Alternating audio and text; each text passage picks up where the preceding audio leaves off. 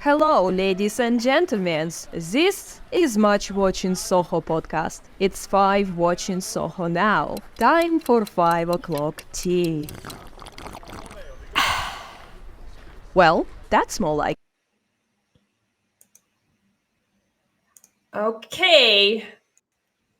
What's up, everybody, and welcome to the first episode of Much Watching Soho podcast. In this podcast, I get to chat with international entrepreneurs and experts who have successfully made it into global markets, despite the fact that the English is not their native language. Hence the name of this podcast, Much Watch in Soho. This is me, Anastasia, the founder of the English You Guys project, where we develop and cultivate your English self so that you could go global too. And my very first guest today is Danil Щербакov, co-founder of Libi Daughters and a seasoned startup mentor with a decade of experience in launching companies from scratch. He's also a Cambridge graduate, holding an MBA from the Cambridge Judge Business School. And last but not least, he manages a Telegram channel focused on guiding startups to international market, other shores. But tonight, I'd like to focus more on Daniil's personality. We will discuss Daniil's professional life, of course, but I'd really love to know what kind of person he is, his passion, values, and I hope he will share the story about how he cold outreached his wife, and of course, how the integration in the British community is going on. And what's up with English, of course, because I have vested interest in that matter. So, Daniil, thanks for coming today. How's your day going on so far? Can't really complain. Or should I say, lovely? So, Yeah. I'm very bad at imitating British accent and not have any actually willing to do so. So please bear with my horrible Russian one. I hope it will ease everyone's down that, the first insight, no one really cares about your accent. It's only you who care about it the most. Absolutely. And that's why I actually wanted to stream with you so badly, because you told me that you are not putting native speakers on a pedestal. And that's what we're going to talk about as well. So could you tell me where you're streaming from right now? Well, actually, I'm from literally Cambridge. You mentioned that I was graduated from Cambridge. Yes, actually, 2023 to say. And then, knowing the cost of living in London, I didn't move anywhere. Also, I love the vibe of living in a student city. And this is basically, I believe, one of the best places to live in the UK. So I'm in my beloved flat, surrounded by computer games. And on the other side, perhaps no one can really see it, there is also a Lego set. So this is like, I couldn't say a man cave. There is also where my wife live, but I still trying to maintain a little bit of childliness that I have inside of myself or all around me. Okay, sounds cool. So let me start off and ask you the first question. You're successfully juggling all these roles: co founder, startup mentor, public figure. And I wonder what your key role is. How do you want people to see you first and foremost? You would be surprised, but the way I see myself and see my role in the society, let's say in business, I would like to be remembered as a guy who put perhaps tiny, but still a brick in a wall that will help, hypothetically, like launch more and more successful Russian companies, not specifically tech, by the way, but abroad. I would like to demystify all of these things that it's very hard, it's so much different. You need to be fluent in English or any other language. For me, it's just more like a approach, a systematic approach to say, but at the very same time, I believe that no one people really think about it that way. For them, successful international launch is more like a voodoo magic.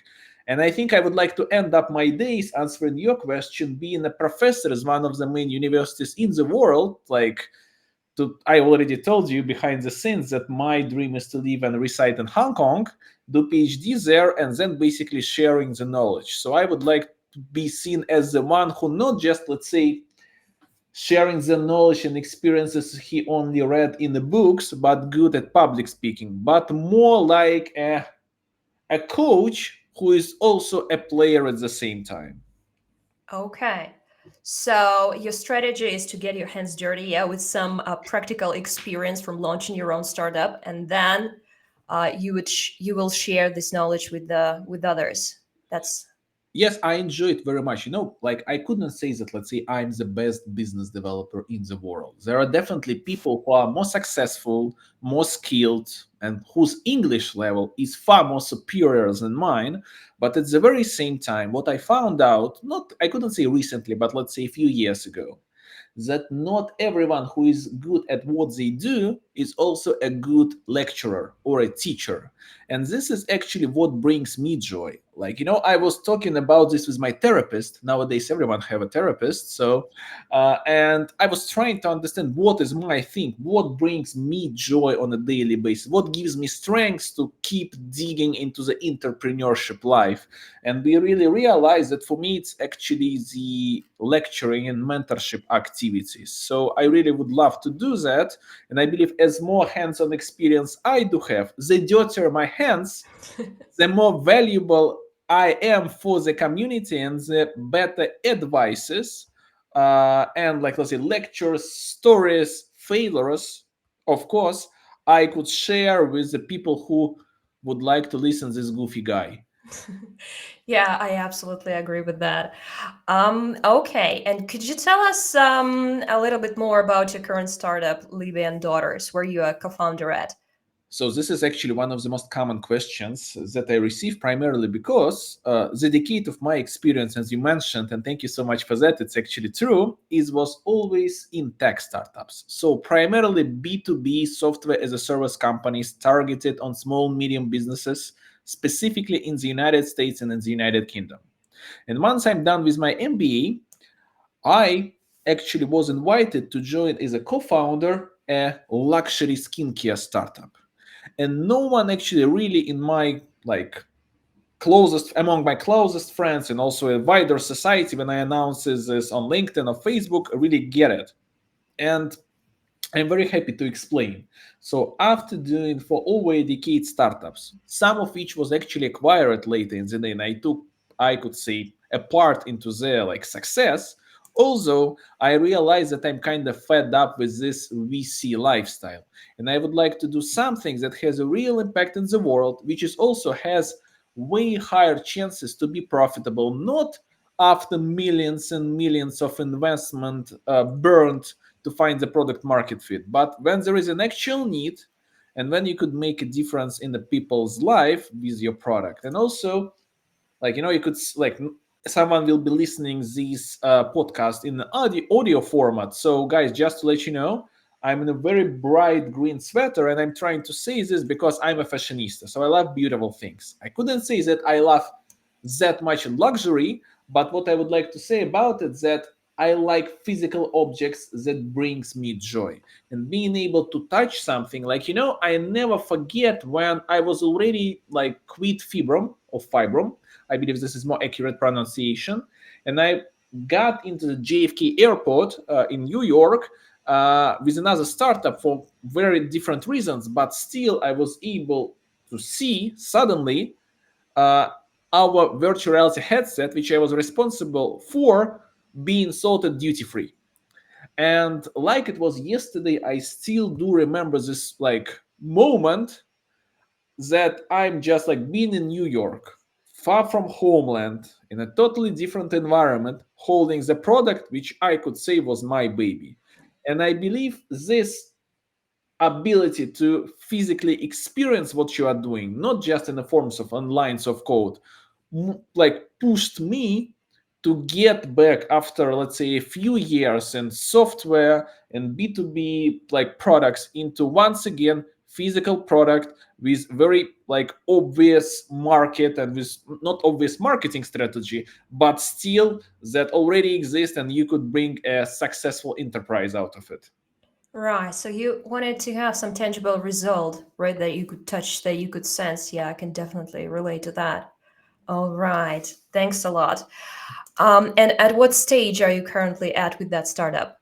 So I believe that, in VC terms, I believe that we are at a seed stage. So in January we close around for £500,000 in the UK, And basically what I'm right now doing is I'm gearing up the product and like everything around it, whether it's website, analytics, tech, to be ready to our first digital user acquisition test. Because before that, all of our customers that we do have came primarily through the B2B channels.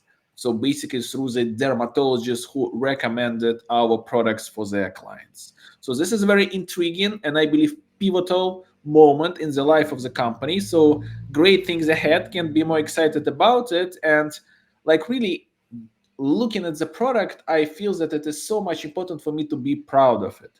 And like as a little secret, sometimes I'm just like going to our website just to enjoy how beautiful it is. It's not that it's like it's so great to see the result of your work, especially when in the beauty industry the design plays so like such a huge role, unlike let's say B2B startups where it's all about conversion rates and stuff. Yeah, visual picture is key, I believe. Okay, thank you so much. And now let's move on to talk about your experience of being a startup mentor. So, could you share a few most valuable insights that you gained from rolling in startups for 10 years? Oh, I can name a few. So my favorite ones are: first, if you're not embarrassed by the quality of your product at the time that you launch it, it means that you launched it too late. So basically, the earlier you launch it, the better. Second of all, everyone needs to understand what a minimum valuable product is, because a lot of people, even seasoned entrepreneurs, misinterpret it. So the way you should look at it is that it is not about, let's say I'm building a car, so I'm starting from the wheels, then the hood, then the roof, the windows, the engine, like with the bonnet, so on and so forth. And then after a certain period of time, I have the fully working car, so I can finally, let's say, in this hypothetical way, present the product to the market. Actually, the way the real startup should be launched, it's about you are starting from a very shitty concept, let's say in this case and in this parallel from a skateboard. Then you are evolving into a cycle, then you are evolving into a scooter, then a motorcycle, and then a car. But the analogy here is that at any given stage, each of those means of transportation allow you to get to the destination faster. So at each stage, you're really able to deliver the value to the end user. And I believe the last bit of advice, it's actually quote not by me, but by Justin Lin, the founder of the Twitch. I love his Twitter, can highly recommend everyone to subscribe for it. X.com. Yes, lovely. So any which way, he said, and I think this is very wise words, that first-time founders always think about how to create unique and one-of-a-kind product. But second-time founders plus are actually always thinking about not the unique and one-of-a-kind product, but more about the unique and one-of-a-kind distribution channel. And this is such an important distinction that unfortunately, or for the better, you realize once at least one of your startups failed due to the lack of the need on the market. Right. So the bottom line is bringing rough and ready product to the market is okay, right? Absolutely, like in a way that the way I see it, no one actually, even if someone is saying that she or he has it, no one knows the secret to success of launching a tech product on the market. Although I witnessed it many times, that the reasons why the product fails are more or less the same, not necessarily in tech, but overall in business. And with that being said, the way I see it, all of those fancy methodologies that I believe nonfiction bookstores are filled with, whether it's Scrum, whether it's Lean Startup, whether it is Jobs to be Done framework, and all of those things, they are not aimed to increase the chances of startup success. It is more about to find out as early as possible that what you are doing right now is actually not needed by the market at all, which means you might still have enough passion, enthusiasm, and money in a bank to do a pivot and start something from scratch with your new knowledge. Because, like, to summarize this arc, I believe that any startups really fails not when it's ran out of money, not when, let's say, a team has an argument with each other, but more about when it's run out of hypothesis to test. Okay, yeah, I'm gonna just quickly get back to the idea that rough and ready product is okay, because it's, I believe, so very relevant, not only to the business sphere but our everyday life. I mean, a lot of people, they feel like they are not ready for something big yet, right? And they're waiting for the right moment, and then they lose the opportunity. So I guess the idea that you just shared about launching the product, yeah, and launching rough and ready product, it just, you know, it's so relevant for our, you know, regular life. So don't wait for the right opportunity. Start acting right away, right? Because otherwise you're gonna lose the time, you're gonna lose the moment. Even I can say to you and to our listeners and viewers that, like, our first episode of your podcast is like that. Remember when we talked about it, you are saying, like, Daniil, like, everything has to be perfect, and, like, we need to do all the right setup, the light, the cameras, and all of this stuff. And I was the one who is saying to you, Nastya, this is not the key moment. Like, it's more about the guest, it's more about the life, and the earlier you will start it, the faster you will be able to get traction and feedback and iterate and learn. Yeah, that's true. Daniil was the one who pushed me, because I was going like, I'm not ready yet. I have to compose a jingle. But I guess that will happen sometime later. It will. But for now, yeah, we are doing it. All right. And could you please share your biggest achievement and failure of being a mentor of startups? Are you talking about specifically mentorship, or are you talking about my professional life? Because it's kind of two different stories. So I'm very keen to understand whether you would like to hear more. Right. So, yeah, let's narrow it down to your experience of being a co-founder and founder of startups. By the way, that's a great thing. So, to be honest with you, despite of my 10 years of experience in startups, the reality is that I'm now being the startup founder for the first time in my life. Before that, I was an early employee, crucial team member, stakeholder, but never was a co-founder. And this is a completely different gravity, even in the organization or in your mind, in the list of responsibilities. Although I'm doing more or less the same business development, sales, marketing, but being a co founder also means that I'm responsible for hiring, managing people in whose job I have no idea what's good or bad, and many other things. So, getting back to your question, and actually, Libi Daughters is the only one example I can relate to, but I already have some things that I'm very proud of, is actually the branding, and that I was able to convince the board of directors and our investors that although it doesn't seem like important stuff for many other industries, especially not just in beauty but in luxury, this is the key. That, like, although our product from an ingredients perspective is awesome, unfortunately, most of the customers do not care about it that much. But an appealing brand can really create the right value, so the customer is willing to pay hundreds or even thousands of pounds for a product from a relatively unknown brand, and our current sales number proves that. And moreover, I just remembered one another great quote that I would like to share, that there is no such a thing like an expensive product, whether it's real business or stack business. It doesn't exist, but what exists is lack of value. And I believe, like, being able to create a brand identity, which I admire, and thanks to our partners for that, I can say this is one of my greatest achievements with Libi and Daughters so far. And I highly recommend everyone to go to Libi.com and just check the identity. Guys, I'm not pushing you to buy skincare products. It's not the topic of today's startup, but also speaking about the failure, I believe the main struggle currently with me is hiring and firing people. When you're an employee, it's very easy to be nice with everyone because you're not responsible for the job of everyone.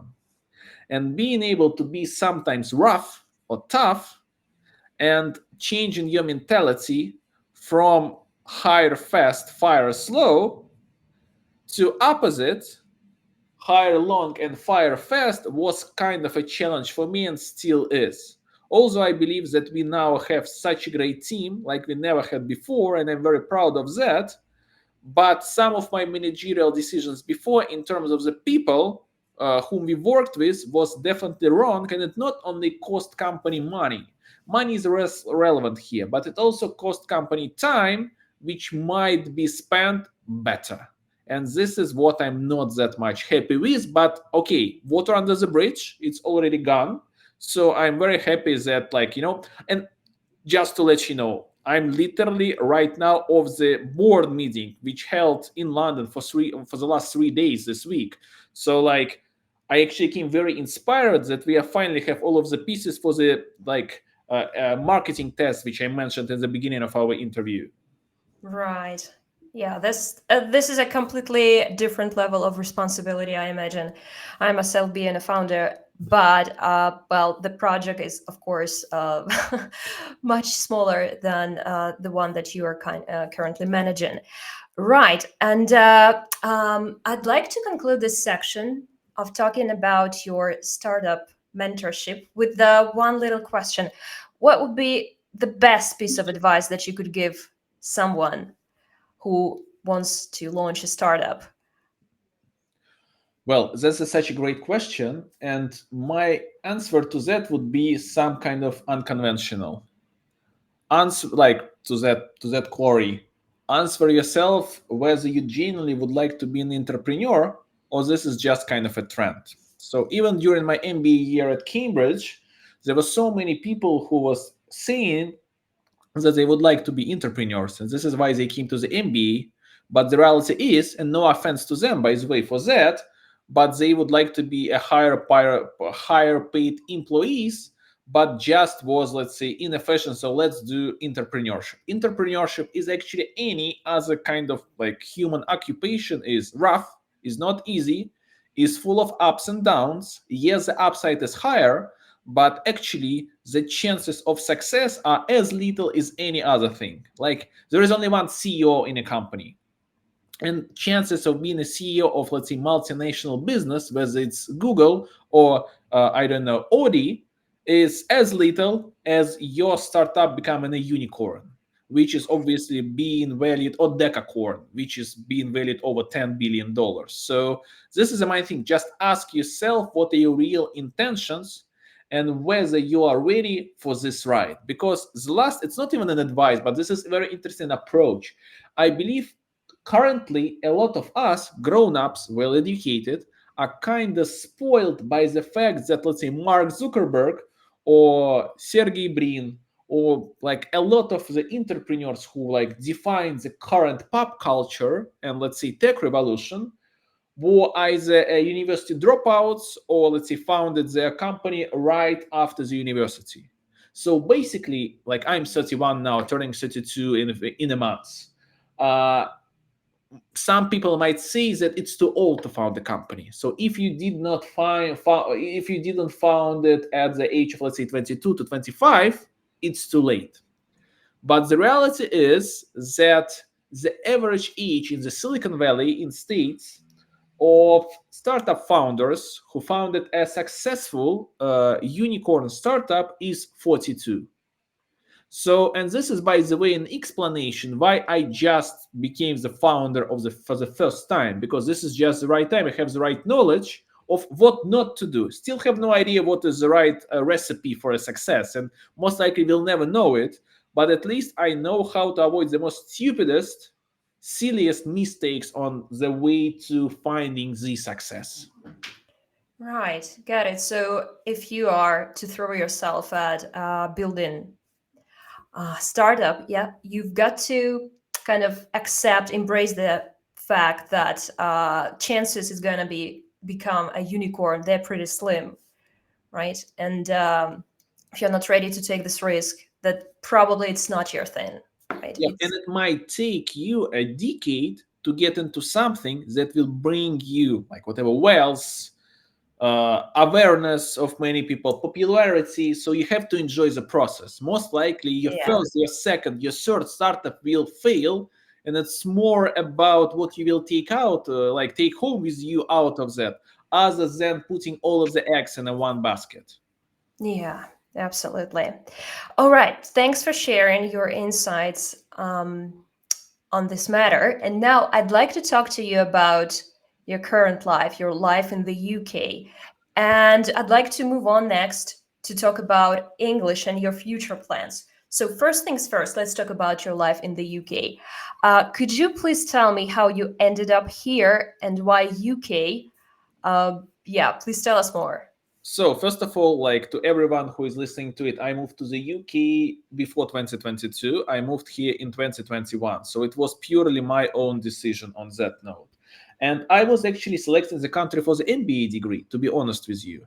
And I like very quickly crossed out the United States because compared to the European universities, Master of Business Administration in top schools like Harvard or Stanford, or I don't know, MIT are 2 years there, which means they're twice as expensive in terms of tuition fees and also cost of living.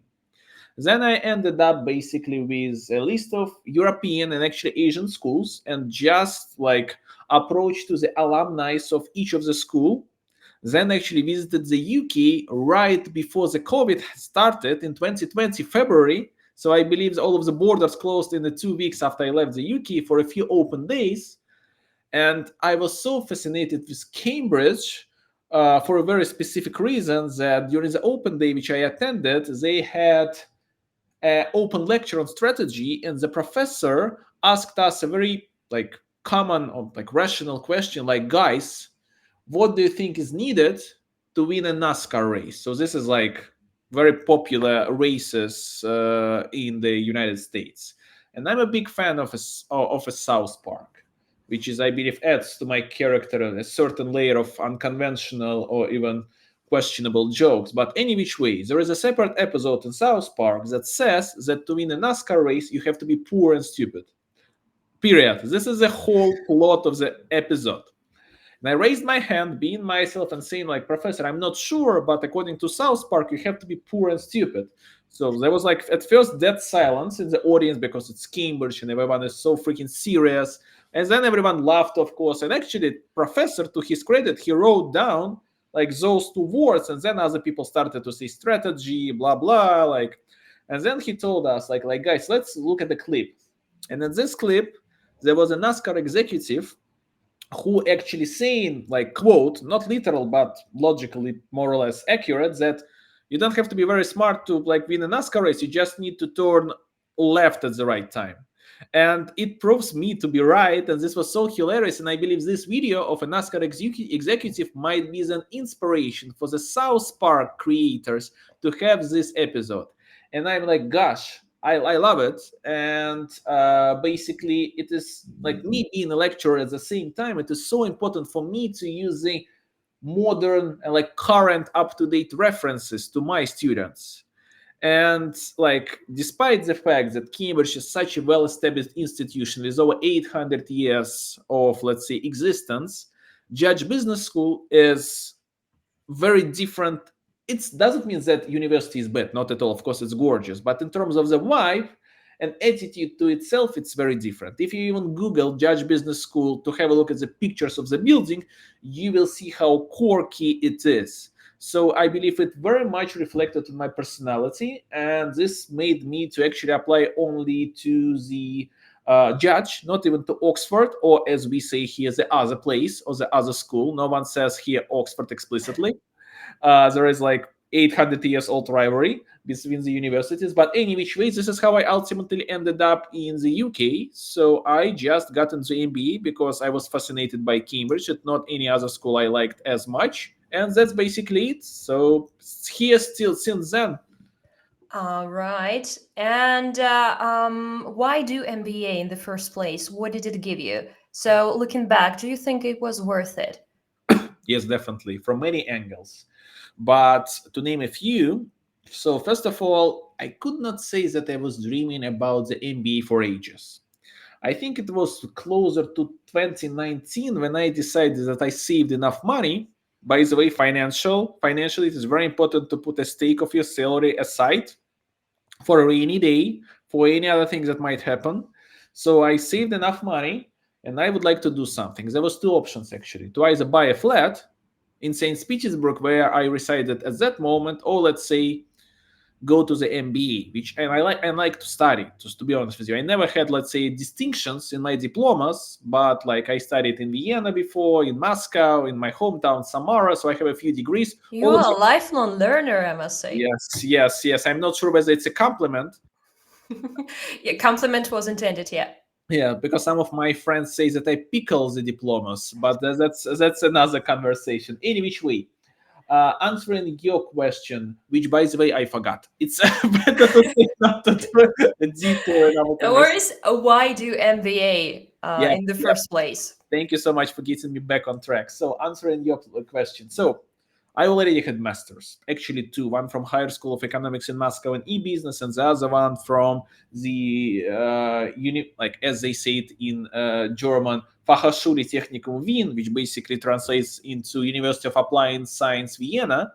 I didn't need basically another master's degree, so this one was not an option for me.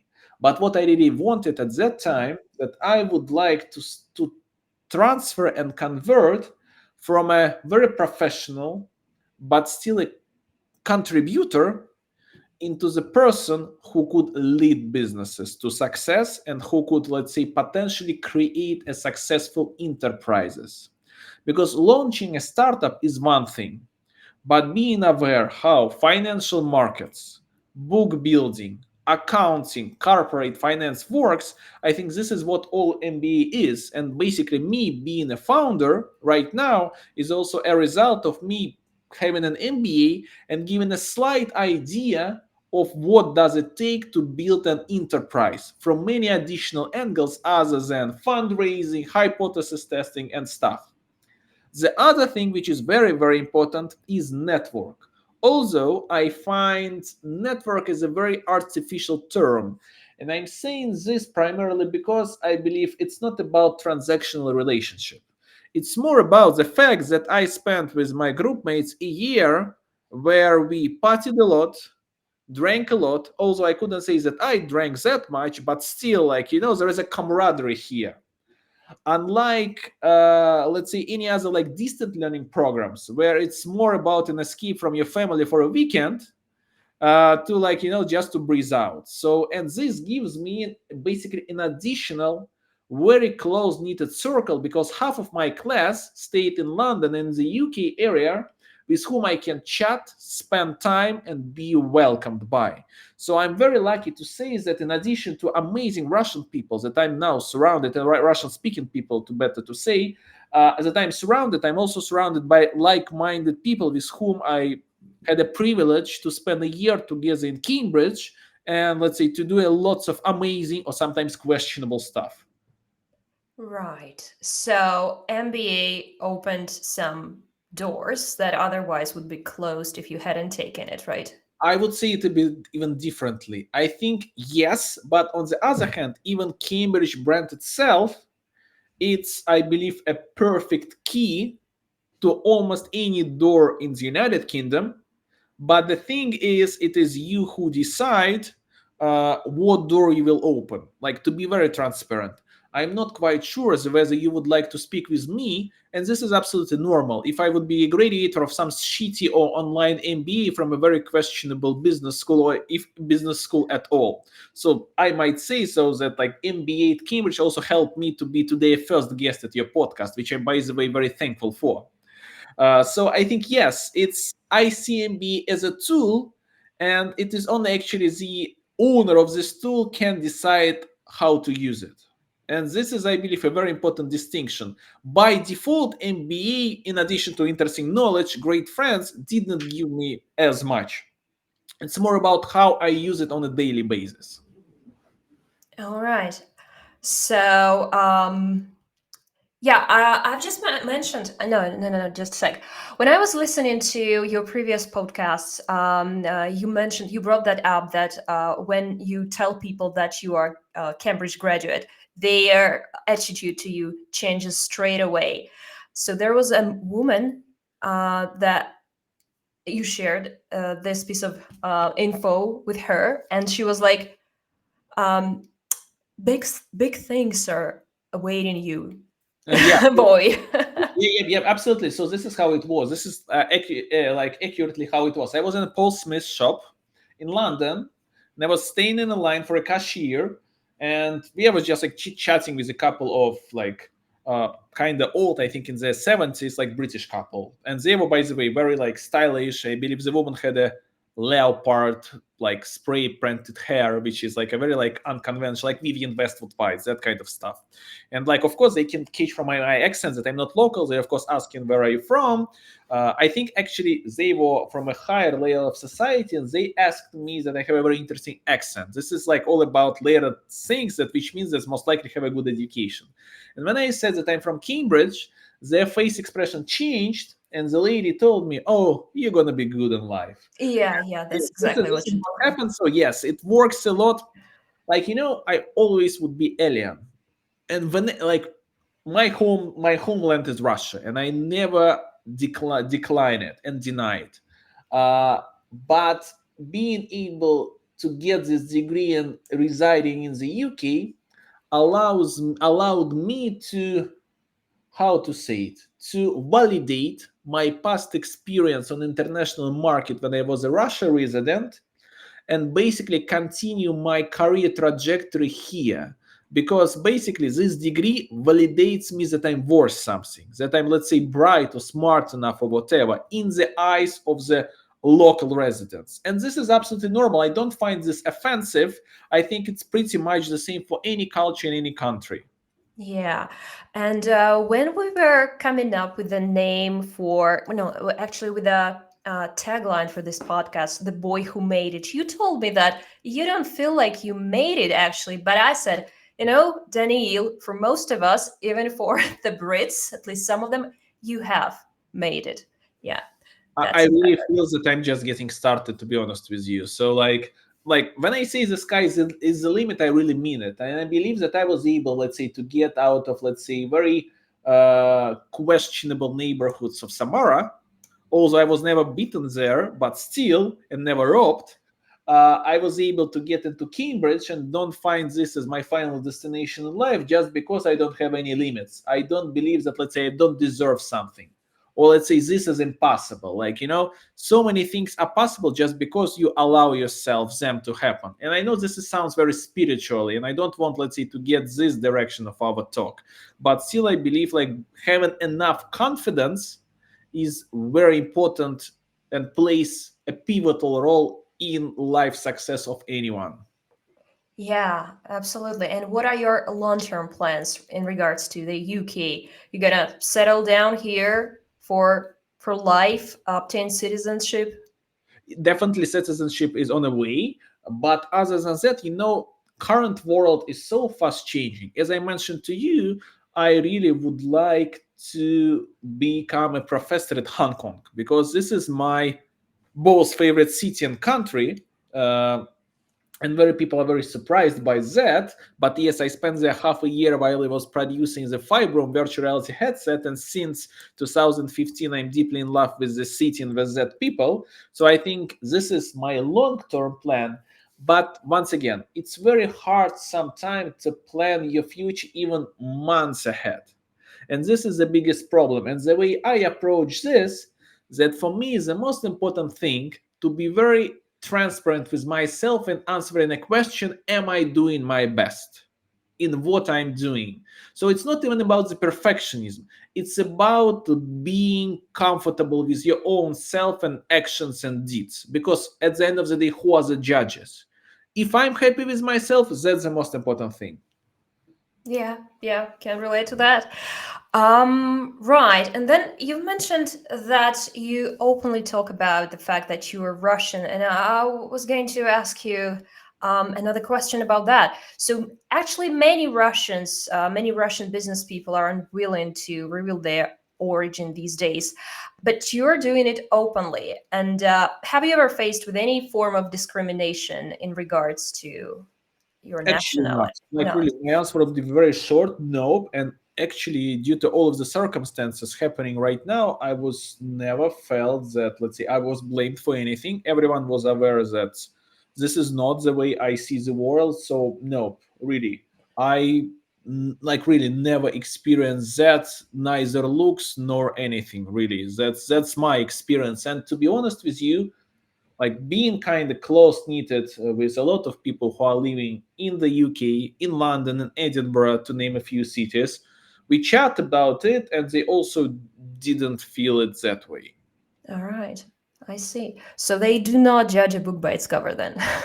I probably That's good Cambridge news. helps me. Probably Cambridge helps me. Like, this is Mm. like a credential that couldn't be taken from you, and this is like something that, let's say, you worth something in life, because I believe, according to statistics, around like less than 1% of UK citizens have been either in Oxford or Cambridge. So for them, it means very, very much a lot. So for them, like, unlike Russia, where I believe even being a graduate of Higher School of Economics, MGIMO, or MSU, is not that much praised by the wider society as in the UK being a graduate of either Oxford or Cambridge. No offense to other universities in the UK, which are great, but still, this is how I feel about it.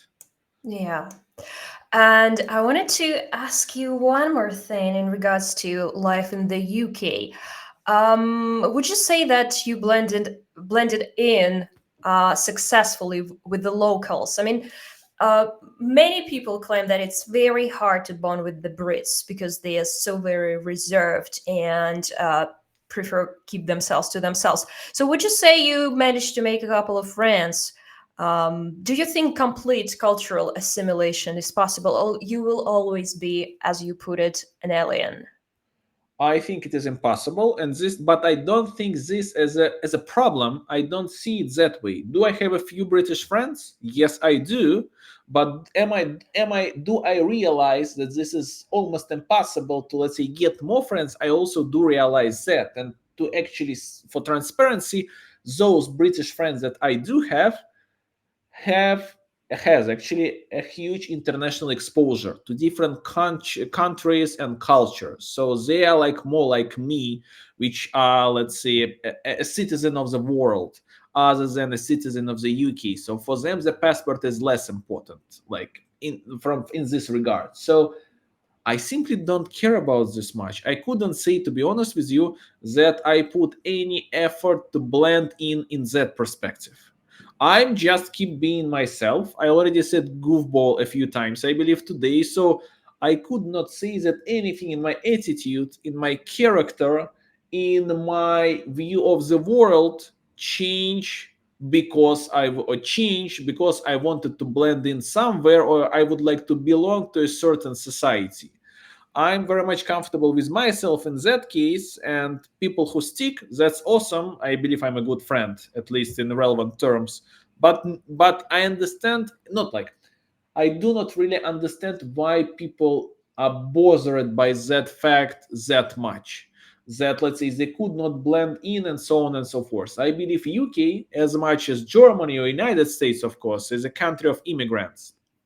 And of course, not everyone happy about it, but like, I'm not here to judge about this fact. What I feel that this country made already a lot to me, and I'm very, very thankful for that. Whether I have British friends or not, what I can say, if someone would be very curious to become friends with me, I will never judge them by the cover. So basically, by their passport. If it is British citizen, if it is state citizen, China citizen, for me, it is unimportant, and I would like other people around me to be as unimportant as it is to me. Okay. That sounds really deep. And yeah, I love the spirit. Okay, moving on now. Tell us about how you actually cold outreached your wife. And wait for that. I've got a meme for that. Just a sec. So, yeah, you can see it here. So just picture this. Daniil is thinking about settling down and finding a better half, right? Tinder? No. Gold outreach? Yes. So I think it's very businesslike. So was it actually intended? So, or did you plan it, or it just happened by accident? Well, first of all, Tinder took place in that, but it was in a weird way. So I met my future, or like saw my future wife in Tinder back then in 2020. Although we never had a match together.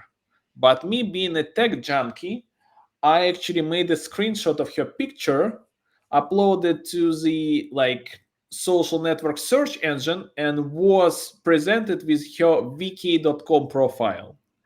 And I wrote my cold message there saying that you don't know me, I saw you in Tinder, which is already very weird.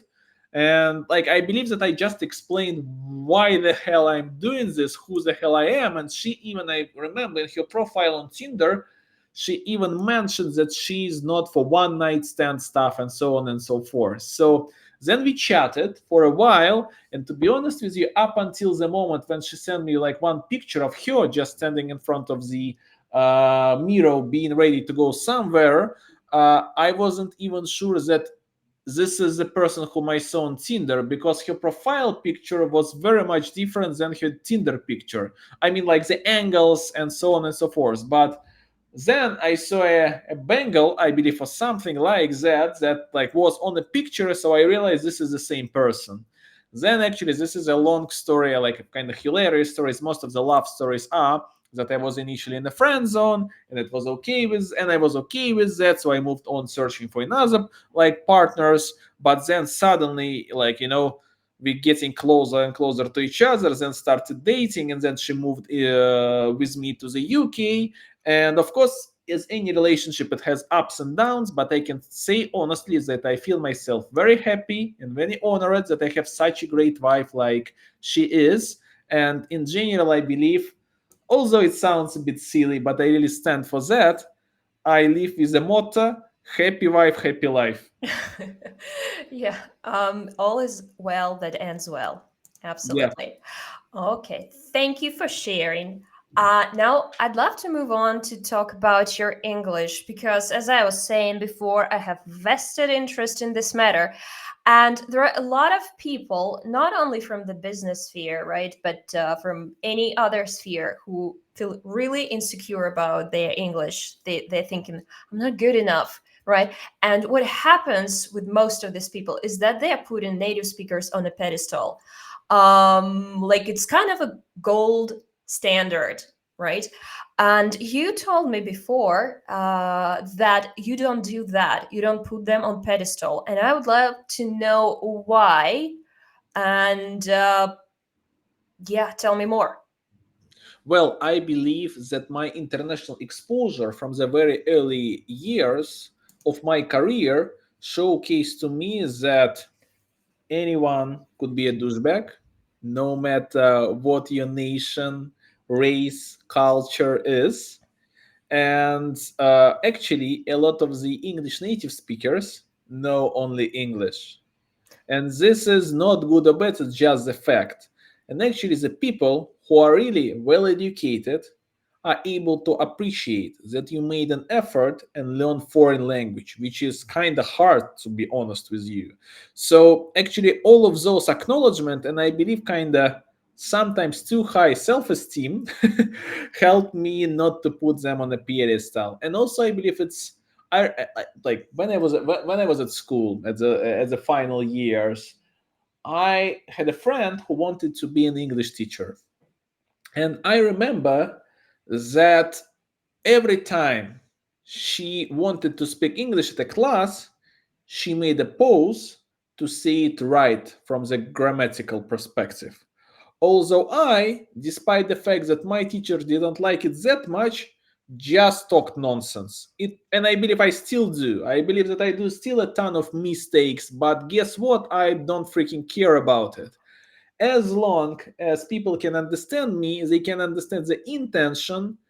like that's fine. And moreover, I believe also to like the last point, what I realized doing business in the United States, that if your client or prospect with your tool or your service that you're trying to sell can hire or fire someone, save some money, earn more, they will be happy even to use Google Translate to talk to you. So really, I think that is all in your head, and this definitely shouldn't be your limitation factor at all. I know that's easy to say and hard to master, but I believe it's all about the attitude and like general life confidence. Okay. Yeah. Right. Let me get that thought. All right. I confused you. Sorry about that. No, No, no, no, no. It's just you bombarded me with the ideas, and I'm just, trying to catch up with you. Anyway, yeah. Hold that thought. I also think that the mere fact that we non-native speakers are making an effort to speak English, not our native language, well, it is worth something. And many native speakers, they do have respect for that, right? And additionally, you've mentioned one more idea that even if I communicate with mistakes, I mean, nobody cares as long as I communicate the idea, right? As I communicate the message, get my message across. And that is what that is my motto as well. And I want the guys who are going to be listening to the podcast to stick to hold on to this idea. Like, only English teachers care about your grammar. Come on. Normal people care about ideas, okay? and most of this English teacher has never been abroad. Just to like, especially in the like real like English speaking countries. Like for me, like have I met the person or like people even in the UK who tried to correct me? Yes, I did, but this always signalized me more that I don't want to have business with them or any relationship. Primarily because that a truly well-educated person with a good manners will never put anyone under the light or will never like create a situation when other party feel uncomfortable. Absolutely. So for me, it is more a red flag about the person other than a case that I should be ashamed that I don't know something. Like, my wife, and she is a bit more tough than me and she's fluent in English as well. Actually, also in Hungarian and Italian, but this is another story. Probably you need to invite her to podcast as well. It would be hilarious. Any which way, uh, when she's being corrected in a very offensive manner, she asks the person what other languages do they know, and and then she says that this is how many language I do know. Or for instance, when she's being asked in a way that like you are a bloody immigrant, she always asks where are your ancestors coming from.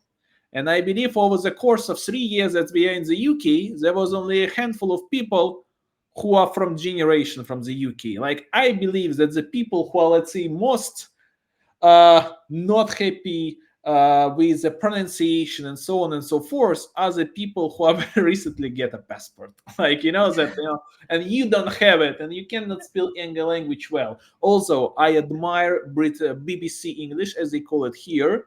I wish I could say it that way, in a way that it's very beautiful. There is a melody into it. And I love other accents. But I think this is what we was as students, as kids, as pupils, was like raised on with our textbooks and course books back then in Russia. But it's actually very rare to to really experience it here. So I'm just being myself. I think this is like the main motto: just be yourself. People who are your street will stick. Yeah, that's true. And there's one more thing that I wanted to ask you in regards to English. Many linguists are promoting this notion that there is some kind of thing as a personality shift when you start speaking another language. So in your native language, you're one kind of person. When you switch to English, let's say, you're becoming a slightly different person. So your character changes, the way you talk changes, you start making funnier jokes. So this is a concept that I call your English self. And my question to you is, do you experience this personality shift when you switch to English, or do you remain yourself at any times? I believe, at least in my case, I don't have any personality shift at all. Although I believe my jokes become even sillier. So all of my jokes, most of them are dark due to the South Park fascination and stuff. But because of my some lack of vocabulary, I make them even more straightforward than they are in Russian. So it makes them even more hilarious or questionable. It's all about half empty or half like full glass. But no, I don't really experience any change of personality, and I think this is what I really thankful to that country. Compared to Russia, I believe here people, up until you do not cross their personal borders, don't really care how do you speak, the vast majority of them, what do you wear, what are your beliefs. If you're not actively telling to them that they are wrong and you are right, you could be pretty much very much on your own, and I admire that and I like it. The praise of individuality, this is what I deeply respect in the UK culture. Right.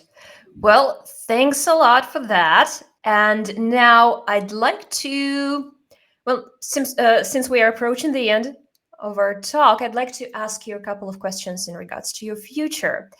So, what are you looking forward to in the future, personally and professionally? And at what point in life will you be able to say, okay, I have realized my potential fully?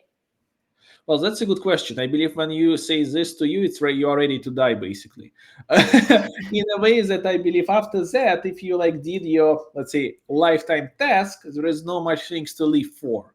And this is, by the way, a very like hard moment to realize for a lot of people. And when I say that you've done your lifetime task, it's not necessarily the amount of money that you have in the bank account. I believe people are too much fascinated right now with monetary incentives. So this is definitely not up my valley. I'm having kind of an opportunistic approach towards my life. It is more important for me to take the opportunities and chances than I get than to have a very, let's say, straightforward line, because it never would be. It would be always some sort of very like zigzag road, any which way. It would be ups and downs, turns, and even turnarounds, to be honest with you. So the way I see my future, professional at least, I think that I'm finally ready to create a successful enterprise. And basically, not just to be behind the scenes, but be a bus driver of a company's success and being responsible even for failure as well. So this is my main goal, is to bring Libi Daughters to fruition. And this inspires me a lot, to be honest with you. Personal wise, I actually don't know that much. I never thought it in that way. So I don't need any additional indication, or my wife will kill me. Perhaps, as I told you, PhD, but mainly for the sake that I really would like to be a professor in the university. And in many universities, this is like a mandatory requirement. But other than that, I just would like to like remain being happy. No, and I believe happiness is what everyone defines on its own. And what happiness for me is living in agreement with myself. It's nothing else. And it's obviously consists of many different factors. And I believe a lot of them I don't even realize that much currently. But I believe just like really live the way how my heart feels. This is like primary thing for me. I know that I now did a detour in our topic, and you forgive me for that.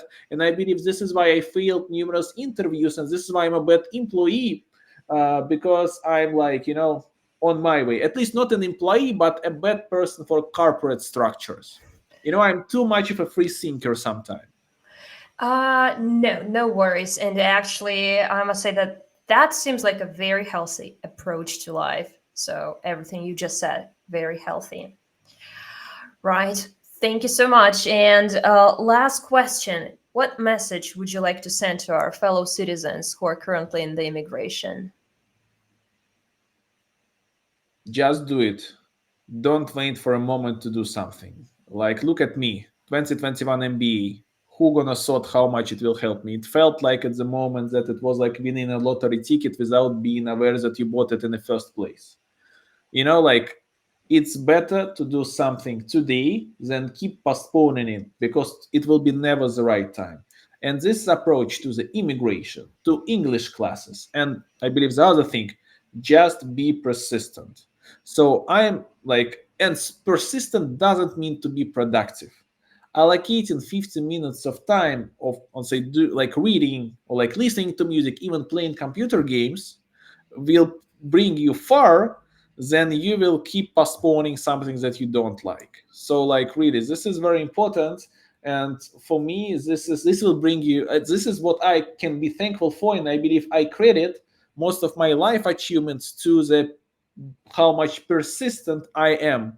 Like this is by the way very like reasonable like credential for a business development guy, but as you rightly mentioned, I don't think that I made it.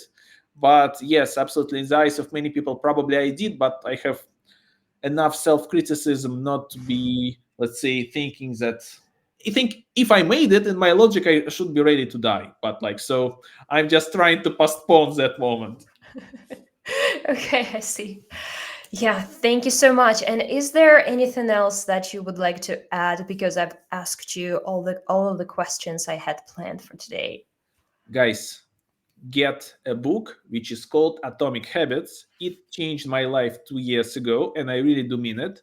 It's not some sort of semi-scientific bullshit or so on. It's all about how to be more persistent in life, not even just to be more productive. Please see the fine line between those two terms. I'm not saying you that you should work more. It's more about that in our modern age it's even hard to breathe out. And this book helped me to find the time and the ways to breathe out, then to be more happier, be more productive at work, and so on, be a better husband.